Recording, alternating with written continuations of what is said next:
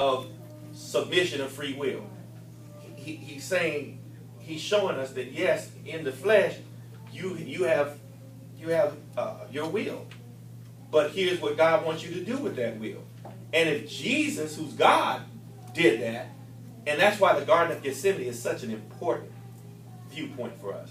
When Jesus said, "Nevertheless, not my will," that one phrase, he's showing us that I have a will. And my will says, now, if it be possible, can we not do that? Pastor, if it be possible, do you think we cannot have new members class so early? If it be possible, Pastor, do you think we can move it? Nevertheless, if that's what Pastor, if you believe that the Lord said to you, it's needs to be at 8:30.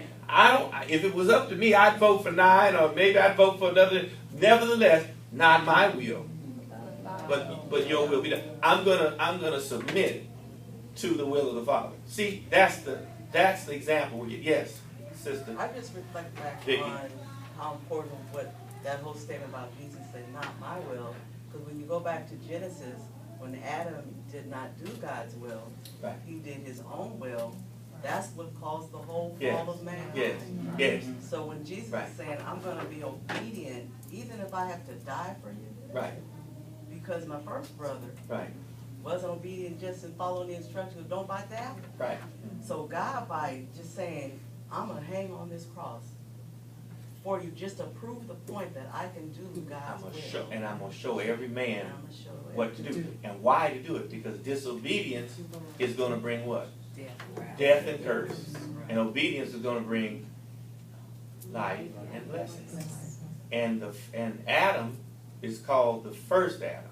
And Jesus is called literally the last Adam. Last Adam. Last is even stronger than second. You know why? Ain't gonna be no more. Well, because he did God's will. Right.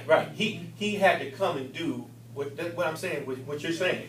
He had to come and do what the first Adam didn't do, which is submit and cause there to be life and blessing. And that's what Jesus did. Okay? So that's really it, Sister Cecila. And then the thing is that in verse 9, y'all can blame her for all this. In verse 9, it says, "Therefore." So there's the therefore. What Sister Vicky's talking about. Therefore means this is the consequence of that obedience you just talked about, Sister Vicky. That's the therefore God highly exalts him. So what's going to happen when you submit to God's will?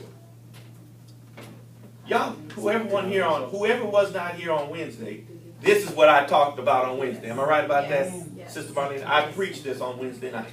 Didn't I? I preached this on Wednesday night. So the bottom line is, when you submit to the will of the Father, or when you submit to godly authority, guess what's going to happen to you? God's going to highly exalt you too.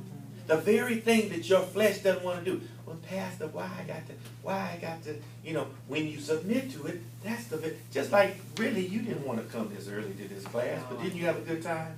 Yes. All right, let's give God praise. God bless you. Okay. We'll pick it up next week. Bring your